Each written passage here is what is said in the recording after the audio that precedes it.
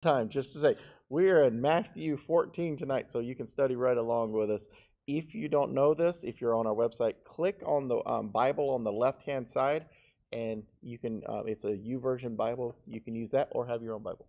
All right. It's true. It's true. So, yep. So we're in Matthew 14, and it's got about 36 verses, and so we're gonna be studying some good stories this evening. And last chapter 13 was very long, and we handled a whole bunch of miracles. And Matthew always likes to share about those miracles because he's really trying to prove to the Jewish people. This book was written to the Jewish people. He's really trying to point to the fact that Jesus Christ is the Messiah, and I love that. So he never hesitates to share the things that point to him being the Messiah. So let's go ahead in chapter 14, and let's go ahead and do some reading. So chapter 14, verse 1. At that time, Herod the tetrarch heard the news about Jesus, and he said to his servants, "This is John the Baptist. He has risen from the dead, and that is why miraculous powers are at work with him." For when Herod had John arrested, he bound him and he put him in prison because of Herodias, the wife of his brother Philip. For John had been saying to him, "It is not lawful for you to have her." Although Herod wanted to put him to death, he feared the crowd because they regarded John as a prophet. But when Herod's birthday came, the daughter of Herodias danced before them and pleased Herod, so much that he promised with an oath to give her whatever she asked. Having been prompted by her mother, she said, "Give me here on a platter the head of John the Baptist." Although he was grieved, the king commanded it to be given because of his oaths and because of his dinner guests. He sent and had John beheaded in the prison, and his head was brought on a platter and given to the girl, and she brought it to her mother. His disciples came and took the body and buried it, and they went and reported to Jesus. It's an interesting way he starts out. It starts out with Flashback. Yeah, a flashback, and then he just goes right into the story. It's like if you don't pay attention, you're into the current situation from the flashback. So it's really neat way he's writing it. All right, where are you going from there? Well, Herod was he was one of the 4 rulers over the 4 districts of Palestine. His territory included the regions of Galilee and Perea. He was the son of Herod the Great, who ordered the killing of the babies in Bethlehem. You remember when Jesus was born. Also known as Herod Antipas, he heard Jesus' case before Jesus' crucifixion. And so, just so you know which Herod this is, obviously there's more than one in the Bible. And so just wanted to point out the fact that this is not the one that ordered the killing of all male children when Jesus was born. Yeah. This is... There's several Herods, and you just, as you read the stories, you just start making note of which one you're reading about, because there's many years in between these. So. Yeah. Well, Jesus is 31, 32 right. here at this point. So he's in his early 30s. So, so this is that Herod's son. And so his, so Philip, what verse does it talk about? Verse 3. So Philip is Herod's half-brother, and he was another one of the rulers for Palestine. He had his own areas that he got to cover. His territories were Iturea and Trachonitis, northeast of the Sea of Galilee. And so Philip had a wife. Her name was Herodias. Here she is here in the Bible. And Herodias left Philip to live with Herod Antipas, this Herod that we're talking about, and so that's what he was saying when he was saying it's wrong for you to have her. John the Baptist was saying, Herod, you can't take your brother's wife for your own wife. I don't know that he actually married her. He was just living with her.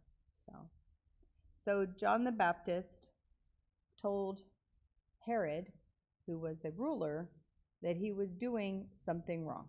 Yeah. People hate that when you tell them. People hate that when you tell them, they're doing something wrong. If you ever want to get somebody on your bad side, tell them what they're doing wrong, and that'll start it right up. So the interesting thing is this dance that the daughter of Herodias did.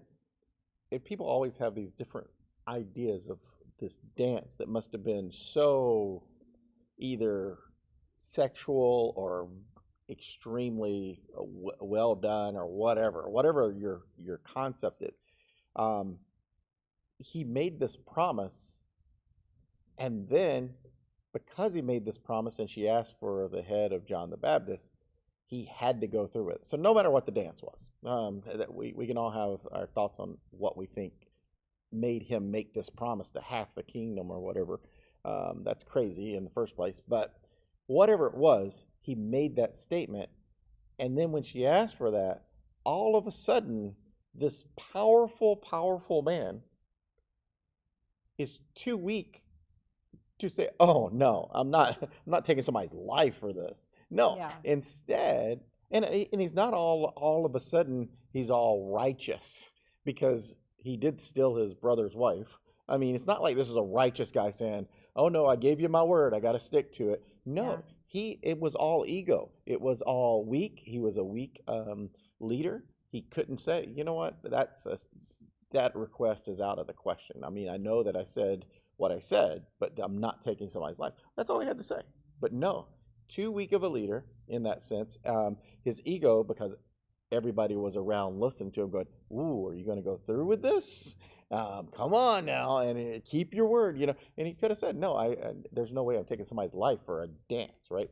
But yeah, it just shows you who this person is. Even though he was a bad person, he was also a weak person. In the sense of he was driven by his ego and what people thought about him. Yeah, that says that in verse 9. Yeah. Yes. That's where I got it. He commanded it to be given because of his oaths. Yeah. Because he made a promise. His oaths, because he's so righteous that he has to keep his promises. I'm like, no, not even. And then and because of his dinner guests. Yeah, that's what it says in the Bible. Yeah. Because of his dinner guests, because of the people he was in front of. And John just made the comment, she was also his niece and his brother's wife. Herodias. Herodias's daughter was his niece. Yeah. And Herodias was his brother's wife. So it gets a very Jerry Springer kind of episodes. Yeah. Very Jerry Springer. Yeah. In other places, this is told in other places, right? This story is told in other places because we know from another place in the Bible that he promised her up to half of his kingdom. Yeah, that's where I was saying that. And I don't know, like I don't know if that's just like maybe it was a saying, you know, like you say things like, "Oh, I'd give my right arm to do that." Yeah. We're not giving our right arms. No. It's just a saying. But he said he would give her up to half of his kingdom. I would take the cash, man. You could have hired somebody. Yeah, it was had John the Baptist killed if that's what you were looking for, honey. Yeah. But then it also shows the state of mind that Herodias was in. For her to tell her daughter, "That's what you're going to ask for." Right. What she really did not like John the Baptist. Because if you've ever, like I said earlier, if you've ever confronted anybody and told them what they're doing wrong, especially in the biblical world, you tell somebody that what they're doing is a sin or against God, people turn and they get angry. And we've seen that. I was a preacher's kid all of my life, and we seen it when my dad would preach against something that someone was living in the church. That was their lifestyle. They would try to have my dad removed or fired or whatever you do, to get rid of a pastor. Yeah, if they don't like that you mentioned the drug dealing that they're doing, which is one of the cases, we brought out that somebody was dealing drugs in the church, and they didn't like that. I mean, we were getting rid of them, but so they tried to get rid of us. So yeah, it really turns. Irene says hi. Hi, Irene. Karen put in there where we're at, especially for Irene and others that's just joining us here. We're Matthew 14. Thanks, Karen. There you go. So good. We're ready. I love it. Yep, we're ready. All right. So that was. I think I also just want to mention that it says that he was grieved in verse 9 in Matthew 14:9. Yeah. So it seemed like Herod didn't want to kill John the Baptist. Yeah. And so that, while that's great to know, it makes the whole situation sadder, doesn't it? Because it's like he didn't want to kill him, but yet he did. But he did anyway, and it's like, wow, that's kind of lame. Yeah. And but another just the idea is that you learn from his mistakes, right? Don't put yourself in a situation where it would be too embarrassing to do the right thing. And that's definitely the situation he was in. So, all right, I think we made it down to verse 13, right? Yep. 13. So Matthew 14:13. Matthew 14:13 starts like this.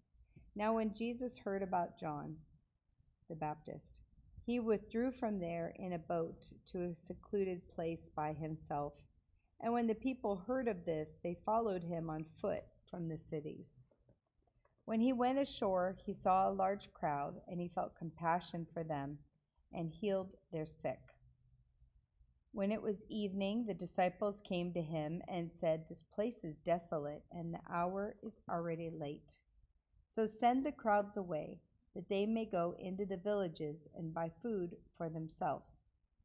But Jesus said to them, "They do not need to go away. You give them something to eat." They said to him, "We have here only 5 loaves and 2 fish." And he said, "Bring them here to me." Ordering the people to sit down on the grass, he took the 5 loaves and the 2 fish, and looking upward toward heaven, he blessed the food, and breaking the loaves, he gave them to the disciples, and the disciples gave them to the crowds. And they all ate and were satisfied. They picked up what was left over of the broken pieces, 12 full baskets. There were about 5,000 men who ate, besides women and children. So you know this story. The 5 loaves and the 2 fishes, and Jesus feeding the 5,000. Right. This is one of Jesus's famous miracles. I think there's a few. He's like walking on water, turns water into wine. He feeds the 5,000. He raises a young lady from death. He raises Lazarus from the dead. Like there's some miracles that just I don't know. They hit all the buttons. And so so they get talked a lot about in Sunday school. But here we are as adults, and we're reading this story.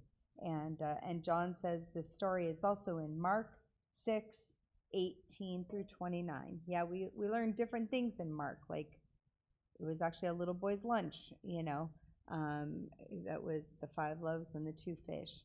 And so it's amazing. I mean, I know we've heard about it a million times, and maybe you're not in awe of the story, but if you think about 5,000 people and feeding 5,000 people, maybe that as an adult, and having to feed other adults, 5,000 adults plus women and children, that freaks me out. So so that brings home the just the gravitas of this miracle. So there's a lot that we can unpack in just this section.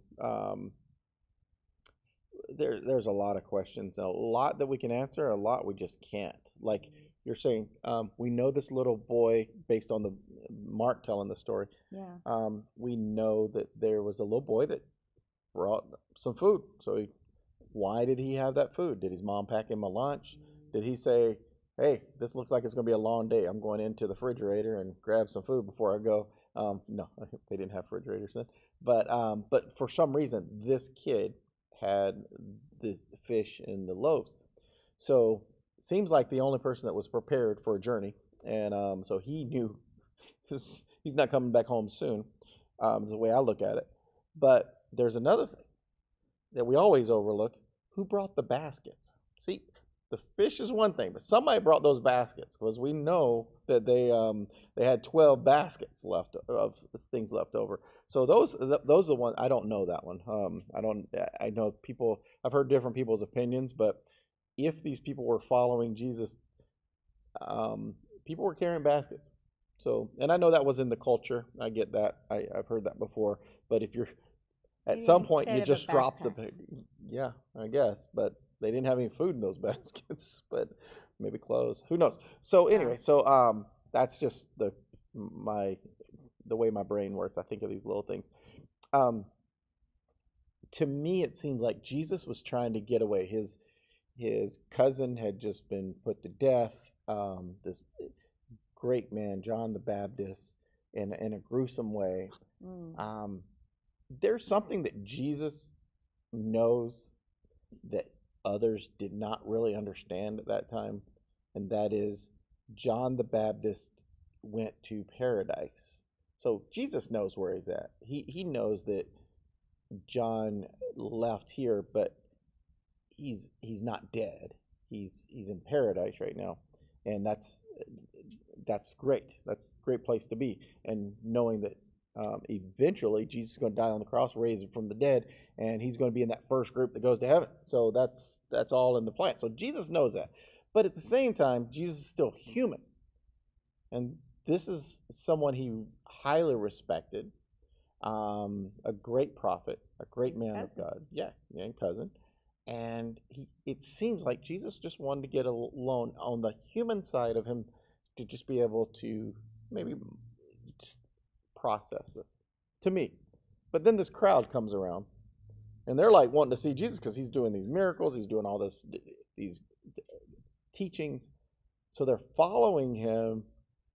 And in this area that he's in, it's where the water is. It's probably 8 miles across. So even if, side this way, not that way. So they can see, if you're over there, they can see and know, okay, so we could just walk around and catch up with him.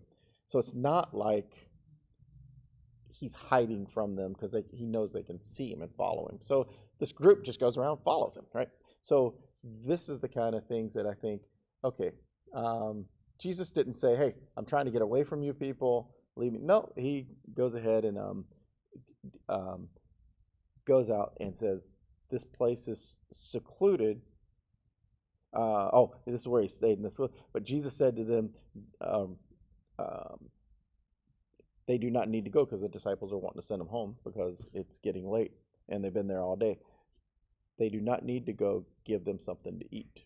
And I know we got some comments going, so let me catch up on that before we get to this part. Yeah, so Karen says, I love how Jesus says you feed the people. Jesus would probably tell us to have compassion and feed those who are hungry. Yes, absolutely, Karen. John said he was talking about the king and John the Baptist and the beheading. He was talking about that in Mark 6. That's when Yeah. Thank you, John. Thanks. I was thinking you were talking about feeding the 5,000. Yeah. So anyway, so thank you, John. That's the Herodias and John the Baptist story there in Mark 6, 18 through 19. And then Rich says, hey, it's good to see you. And there you go. Happy birthday to Grace. So yeah. Howdy, Rich. Thanks for popping on. Cheers. Big 21 today. Big All 21. right, so back to the thing is, okay, so Jesus getting away, then all of a sudden the people follow him. So then he just goes along with it. The disciples are saying, hey, send these people back to their villages so they can buy Yeah. food for themselves before it gets late and whatever. And then he says, they do not need to go. Give them something to eat.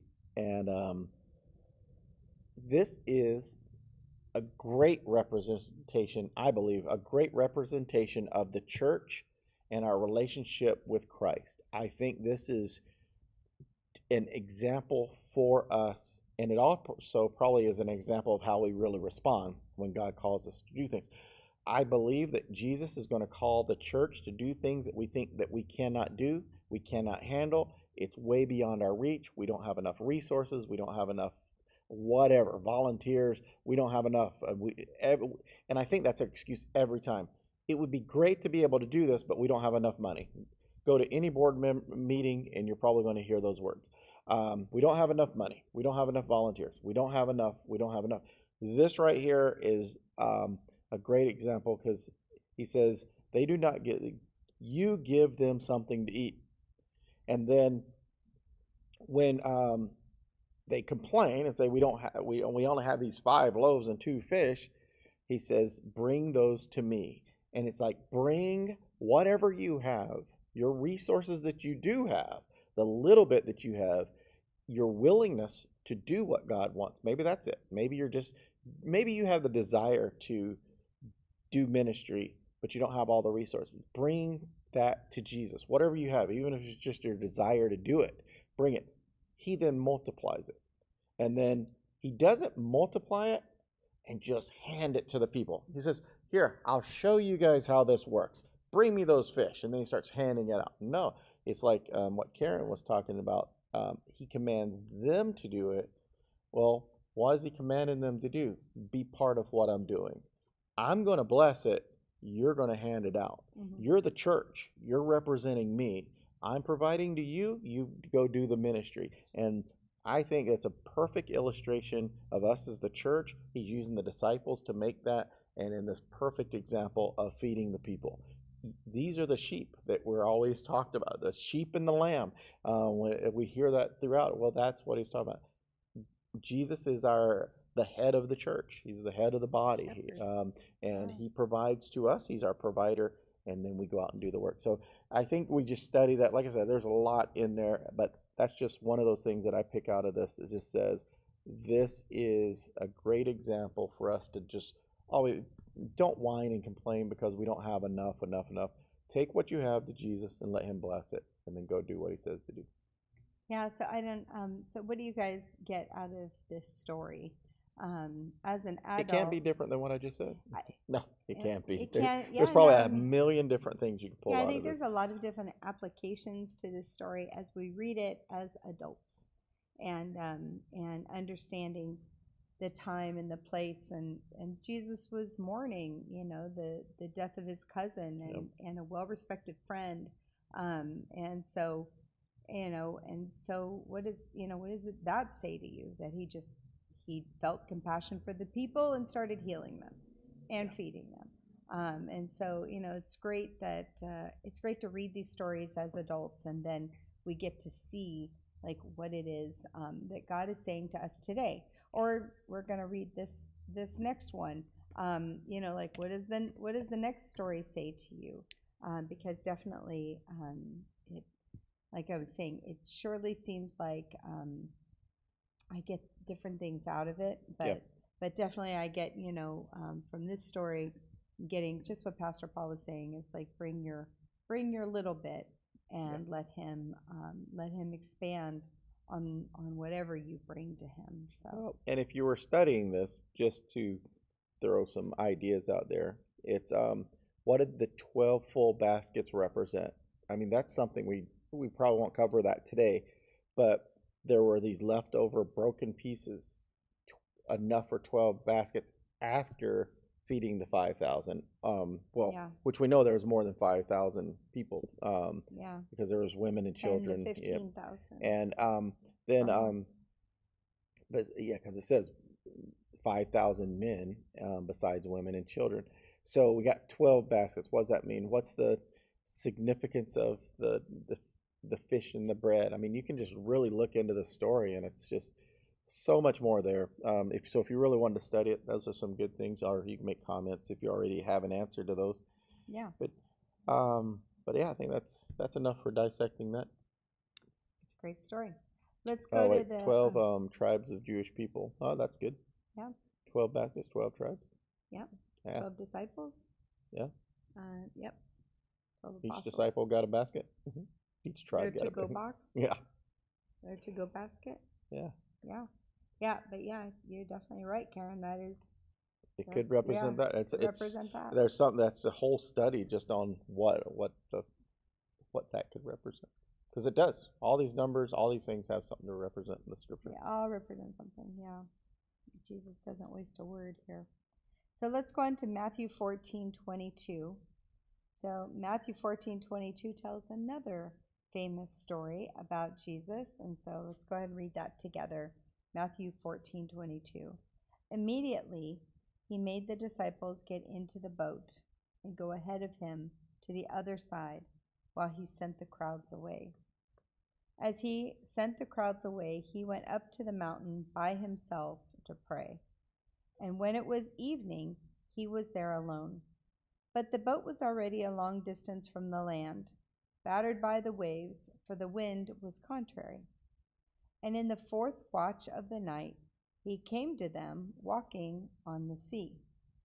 When the disciples saw him walking on the sea, they were terrified and said, "It is a ghost," and they cried out in fear. But immediately Jesus spoke to them, saying, "Take courage, it is I, do not be afraid." Peter said to him, "Lord, if it is you, command me to come to walk to you on the water." And he said, "Come." Peter got out of the boat and walked on the water and came towards Jesus. But seeing the wind, he became frightened, and beginning to sink, he cried out, "Lord, save me." Immediately Jesus stretched out his hand and took hold of him and said to him, "You of little faith, why did you doubt?" When they got into the boat, the wind stopped, and those who were in the boat worshipped him, saying, "You are certainly God's Son." So before we start talking about that one, let's go with what John mentioned from the last section there. He goes, I think that maybe other people had food but was not willing to give, just as in today's church. Yeah. The concepts, right?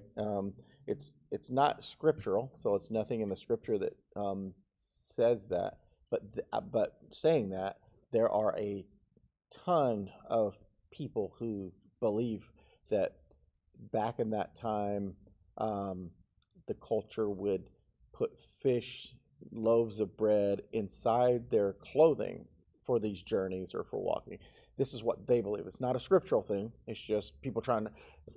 The idea of, I'm not saying John's doing this, but the idea of what these other beliefs are, when they teach this, they're trying to take away from the miracle. The biblical story is perfect as it is.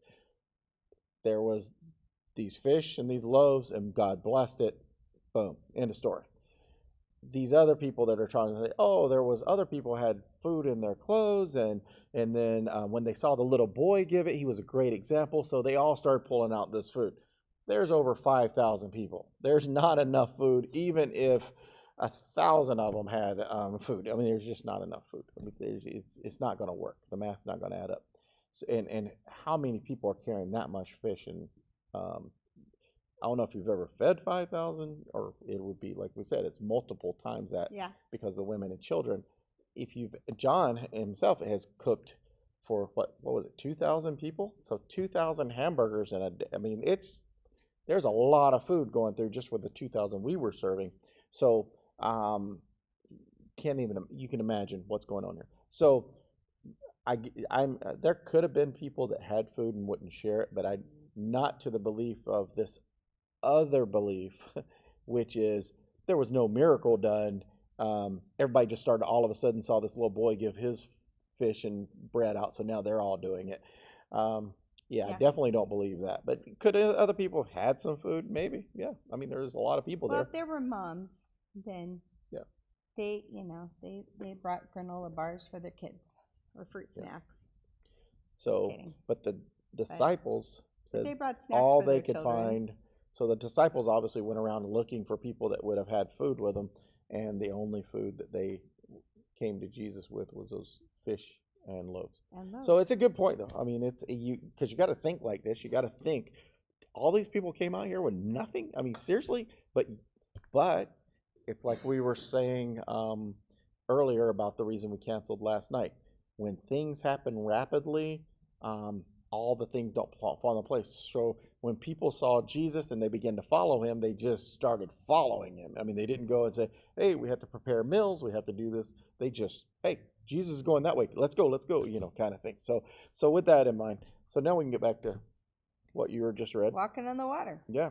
Yeah. But thank you, John. I think you're right. I think you're right that I'm sure there probably were the people that had some snacks and either didn't give it or maybe they didn't know, but if they were asked, they didn't give it.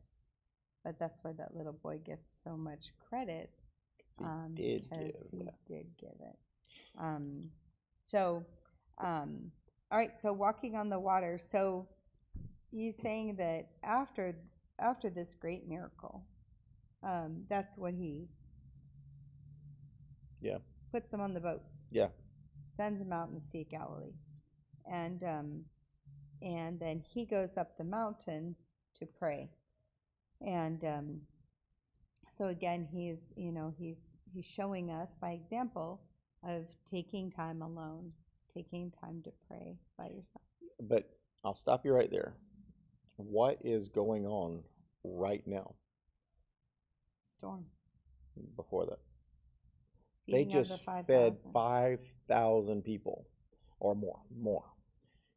This crowd's been following. I don't know if you've ever did events or any kind of outreaches. They're worn out by now. They are tired. They are worn out. I mean, our events that take us from 6 o'clock in the morning till the evening. We're done. We're tired. We're just to that point. Jesus doesn't make an excuse. He goes and prays. How many of us are worn out and tired and dealing with people all day long go and spend time to pray before you do anything else? No, we go home and crash nope, not Jesus. He's showing us there's no excuse. You've done all this. You still go pray. That was more important to him than getting rest in the sense of like we would do. So it was rest to him then. Yeah, it was rest to him, but how awesome that we have that example that he went and prayed by himself. Karen says you got Karen? Yeah, when Peter looked at the storm, that was when he began to sing, "Don't take your eyes off of Jesus in life's storms, because Jesus is with you. Have faith." Amen. Amen. That's exactly what it says. We do talk about, Peter was a little crazy in the fact that he spoke first and seemed to think later.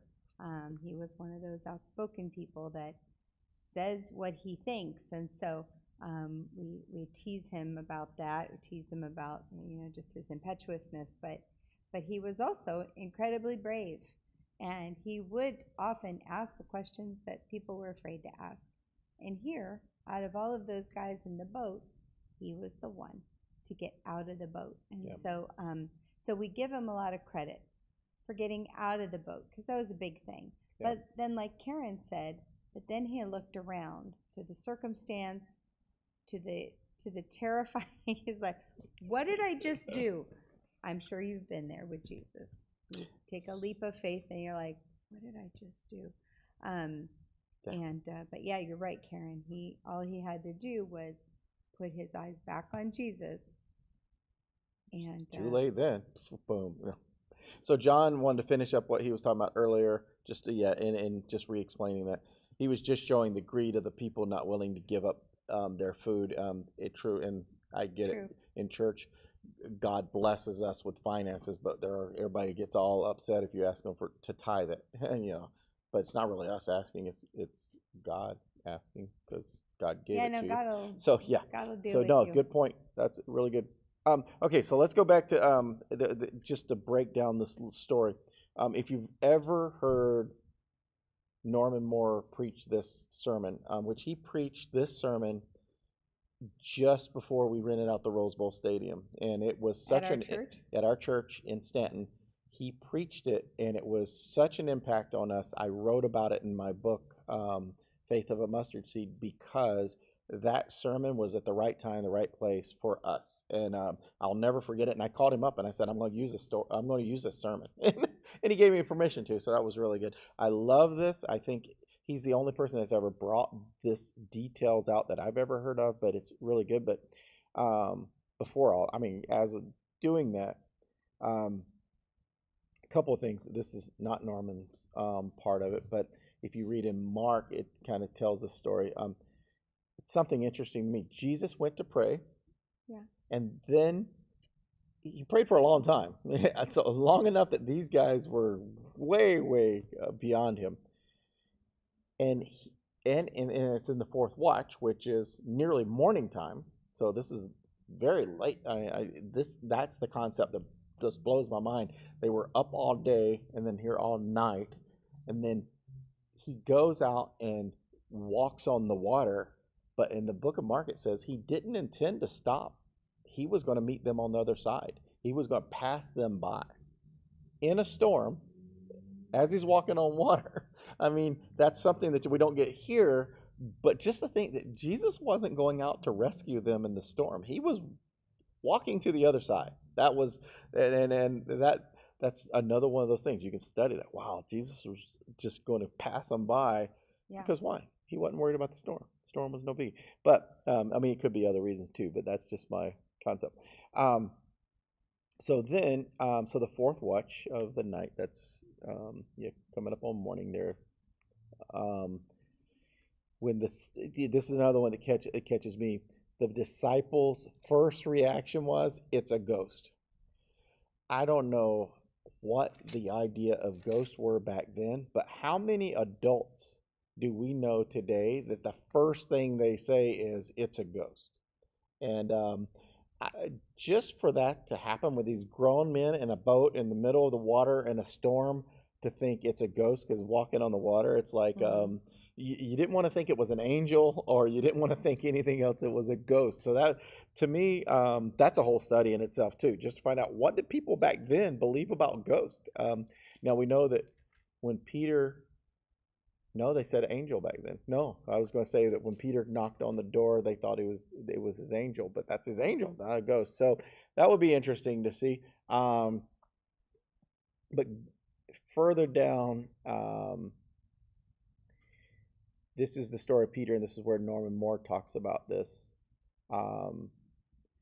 Jesus says to them when they're thinking, "Oh, it's a ghost," and they're crying out in fear. That's another one.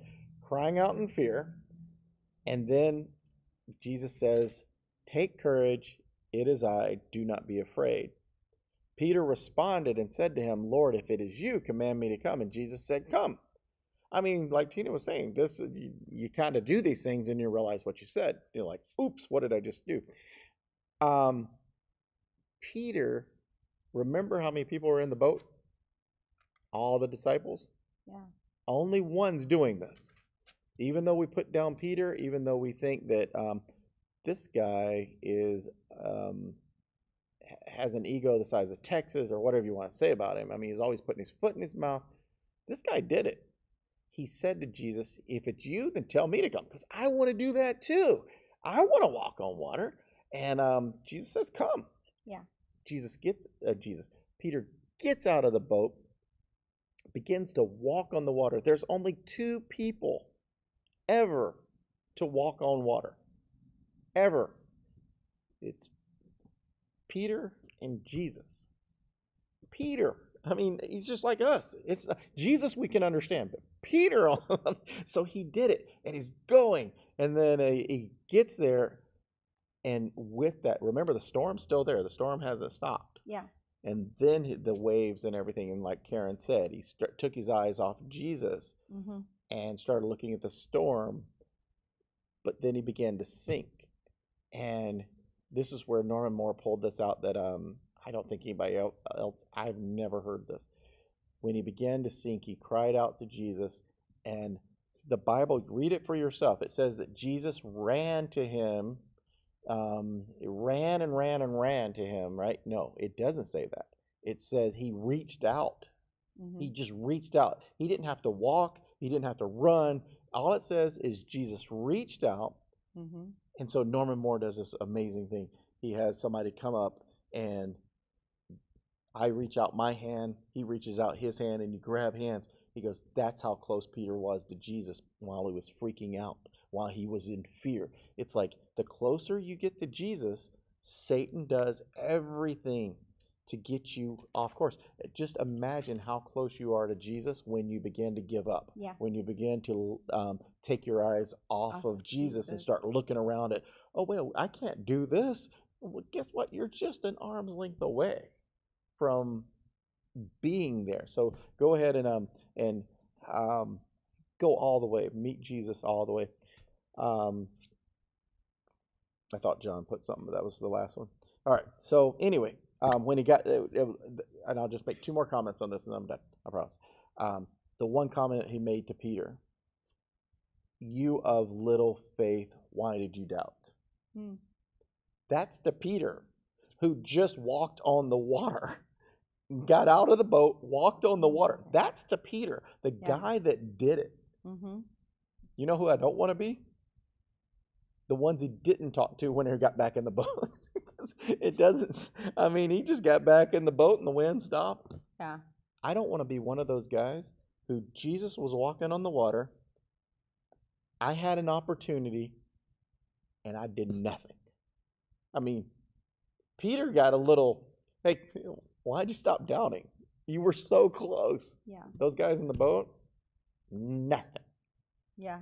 And guess what? They're also not listed as ever walking on water. I'm just saying. That's it. I mean, you want to do what God can do in your life, go do it. Don't be a person that just sits in the boat. Yeah, Peter reacted in faith, with faith. John says, that just shows us what we can do if we keep our eyes on Jesus and not the thing on what we see in the flesh. That's it. Not the fear. Not the, the fact that you're overwhelmed or anything like that. It's like if you can remain, if you keep your eyes on Jesus, it's pretty powerful. So I'll tell you this because, to add to that, because remember I said I started this thing out by saying it was what Norman Moore preached right before we went to the Rose Bowl. What I didn't say was that Tina and I, we went broke. We had no money left over. That's the same as broke. That's true. Yeah, it's kind of like it. Yeah. So I was just doubly explaining it so you'd know what I meant. Double down. So we had no money and we were broke. We were losing both our houses in foreclosure at some time in that. We our daughter had lead poisoning. Our daughter had enamel. She was born with no enamel on her teeth, so we had to spend money on that. It was like tons of money that we were supposed to spend on that. Anyway, to say nothing was going right. And just a week away from the Rose Bowl, they start calling us and telling us we owe more money and we don't have any more money. And we're like, we can't do this event. And just to have Norman Moore preach this, it's like, no, just, you got out of the boat. Now don't take your eyes off Jesus. And sure enough, we finished. God did the work that he called us to do. He took us all the way to there. But it was, we saw the waves, and we did. We started taking our eyes off Jesus several times. But we got back, and I think he did. I think he reached out and pulled us back up and probably said, why did you doubt? Why did you doubt? Gotcha. Why did you doubt? Yeah, this whole story is in Mark chapter 6 as well. Is our story in there? No, our the story of Jesus walking on the water. Yeah. Interestingly enough, though, in Mark chapter 6, it does not talk about Peter getting out of the boat and walking on the water. So, and again, like, people say, oh, one one place in the Bible talks about it, one other place in the Bible doesn't talk about it, that doesn't mean it didn't happen. That just means that they had different perspective, and that Mark decided not to. Mark was a very much he writes shorter. Yeah. He writes just like the highlights. Immediately. It's immediately. Yeah. Immediately after that. Immediately after. I mean, he'll push like 10 stories into one chapter. He's just doing he's like the top 10 list, and so he just did not write about that. But he did say this. He said in Mark 6:51, which we're in Matthew 14, but in Mark 6:51 it says, "Then he got into the boat with them," meaning Jesus, "and the wind stopped, and they were utterly astonished, for they had not gained any insight from the incident of the loaves, but their heart was hardened." And so again, this kind of shows that, like, we love miracles. We love a good miracle. Give me a good miracle. We're always praying for a miracle. But miracles don't often change people, because like you see one miracle and then they want another one. Like, that's not enough. And so, I don't know, if you whatever, you win the lotto, you win $100. Well, now you want 200. It's like we've and God knows how we are. Yep. We always want more. All right. So, I was going to add one more thing is, sure. And John also mentions it in John 6, and he really keeps it short. And he said his disciples went down to the sea, and after getting into the boat, they started to cross the sea, but it had already become dark, and Jesus had not yet come to them. So he leaves out a lot of details in that. And then he said, in addition, the sea began getting rough because of the strong wind which was blowing, and he tells the distance they went, about 25 or 30 stadia, Stadia, however you want to say that. And they saw Jesus walking on the sea, coming near the boat. They were frightened, and he said, "It is I, do not be afraid." So he didn't tell any of this. He just talks about Jesus walking on the water. But that's what John's point is. John's just showing Jesus walked on the water. That's the main point of this. It's who Jesus is. So they all tell it a little different. But so that's why you put these together and you get more details. Like, man, you can make a movie out of this. So anyway, so John tells it, Mark tells it, Matthew tells it. I'm not sure about Luke. Anybody know that? Does Luke tell the story? I don't know. Maybe you guys could look that up for us. Does Luke tell the story about Jesus walking on the water? I don't know that off the top of my head. So it is an interesting story that's really good. It says, John says, "That's why Jesus said, 'You are blessed because you see, but I say blessed are the ones that believe and have not seen.'" Yeah. There's some faith. Right, like it. Right there. Yes. Thank you, John. So we're going to finish up this chapter 15. We just have 3 more verses here. So chapter 15 of Matthew, I'm going to start in 34. So Matthew 15, 34. Matthew 14. Matthew 14. Let me just say that again. Matthew 14, 34. When they had crossed over, they came to the land of Gennesaret. I don't know if I'm saying that. Say it with confidence. It works. And when the men of that place recognized him, they sent word into all the surrounding district and brought to him all who were sick. And they implored him that they might just touch the fringe of his cloak. As many as touched it were cured. So again, this is just the end of the story then. I don't know that the disciples have had any sleep at this point. And Jesus either. And it's interesting Probably because early in the morning. all these people, the news is traveling about him. I mean, he's become the popular guy where he won't be able to move through the crowds at all anymore. Everywhere he goes, paparazzi. Yeah, I mean, he's recognized as a as a great healer. Yep. But the people hadn't really realized who he was, who he truly was, right? I mean, yes, he was able to heal. They came for physical healing, but they weren't coming for the real gift that he offered, which was spiritual healing. They came to prolong their lives on earth, but they didn't come yet to secure their eternal lives. So, yeah. Well, that was a good chapter. I like it. Yeah, if you the fringe, they're talking about the fringe in Matthew 14:36. We can sell you fringe if you send us $15. No, I'm just kidding. We'll bless it and send it to you. Yeah, we'll pray over it. That's a televangelist. Yeah, don't fall for that stuff. No. Just there's no.